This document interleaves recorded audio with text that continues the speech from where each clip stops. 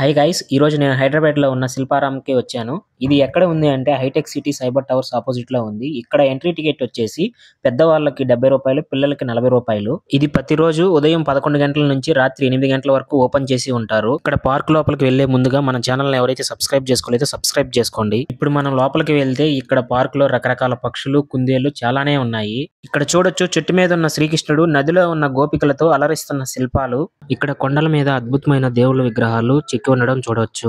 ఇప్పుడు మనం ప్రసిద్ధిగాంచిన సాంస్కృతిక గ్రామంలోకి ప్రవేశిస్తున్నాము. ఇక్కడ చూడవచ్చు ఆనాటి కాలంలో ఇంటి ముందు వేసిన ముగ్గులు, అలాగే ఇంటి గుమ్మాలు.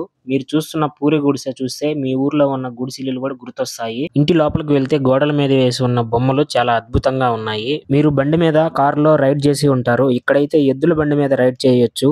ఇది వచ్చేసి పురాతనమైన ఎద్దుల బండి. అలాగే జాతరలో వేసిన వేషాలు చూడవచ్చు.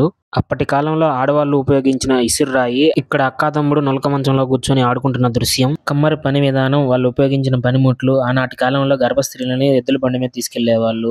ఇత్తడి పాత్రల తయారీ విధానం, మట్టి బొమ్మలు తయారు చేసే విధానం, వడ్రంగి పని తయారు చేసే విధానం, చాకలి వాళ్ళు గుడ్డలు ఇస్త్రీ చేసే విధానం, బొమ్మలు అచ్చులు పోసే విధానం.